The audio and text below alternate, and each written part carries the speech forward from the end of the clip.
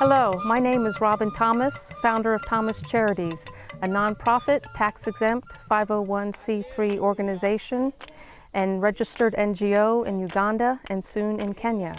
Our mission is to empower and encourage those without resources to self-sustainability without dependency. In Uganda and Kenya, we organize women's Bible conferences. But just as Christ not only preached the gospel, he also ministered to their physical needs. We come alongside the local community and work with the village elders and local government officials. In northern Uganda, our women's ministries include developing various agricultural projects to include a women's farm, a women's piggery, and a tree farm. Throughout the district, we repair and maintain boreholes or water wells as you would know them.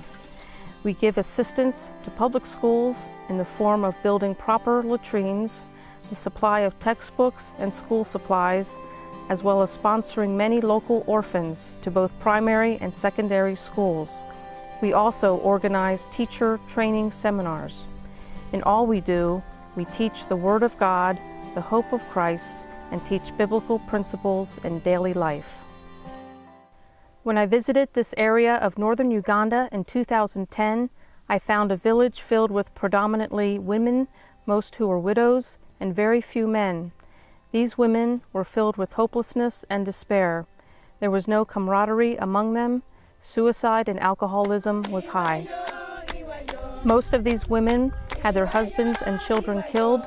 They had been abducted as sex slaves during the intensely violent 20-year rebel war with Joseph Kony. The hurting and scarring is deep. When they returned to the village, they were rejected by their family as taboo. Everyone distrusts each other, even though it has been more than a decade since the end of the war.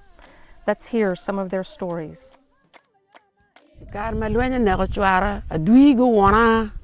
When the rebel killed my husband, they were really torturing me a lot. They used to come and torture me. She has a lot of pain in her heart. She had those pain in her heart. They come and arrest you from home. They take you in the bush and rape you, sleep with you, do all what they want. They sleep with you without even you wanting. Forceful sex, rape, really.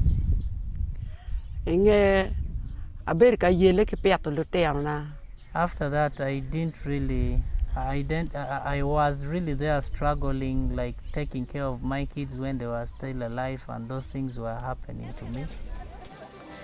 Thomas Charities began with the teaching of the Word of God, the hope of Christ.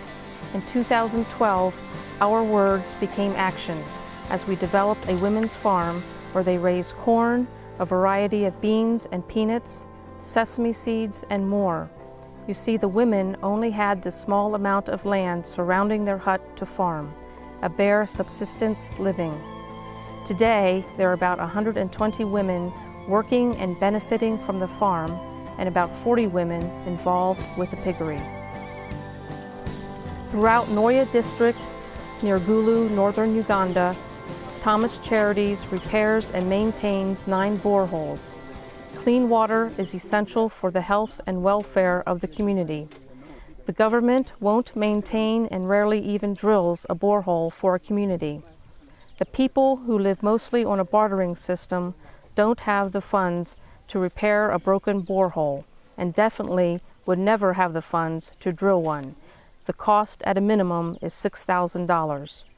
Without a borehole, water is simply gathered from the nearest swamp or local mud hole, ripe with parasites and disease. In Africa, sanitary toilets are desperately needed.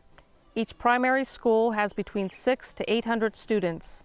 Most of the time, they don't have proper latrines. Thomas Charities has been able to build 4 ventilated pit latrines with brick foundations. Both male and female latrines have been built, which provide a safe and clean system which they never had before.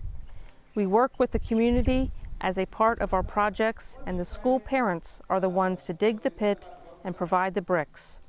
Each latrine costs around $3,000. Thomas Charities sponsors many different students across Uganda. Our philosophy is not to create new schools or orphanages, but to enhance the local schools and to keep orphans within their extended families.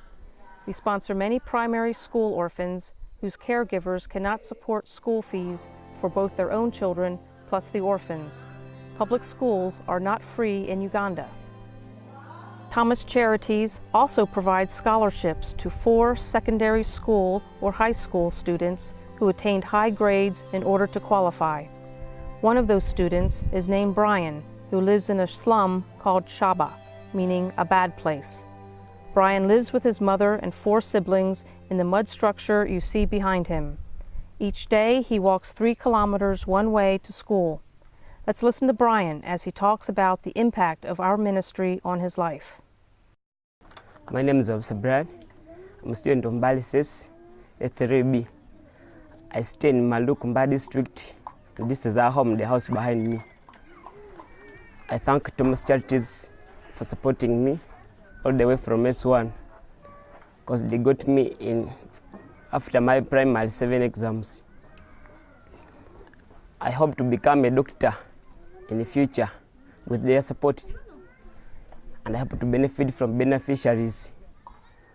When I become a doctor, I come back to my community and also help some of our members who are also like in the same state we have been passing through.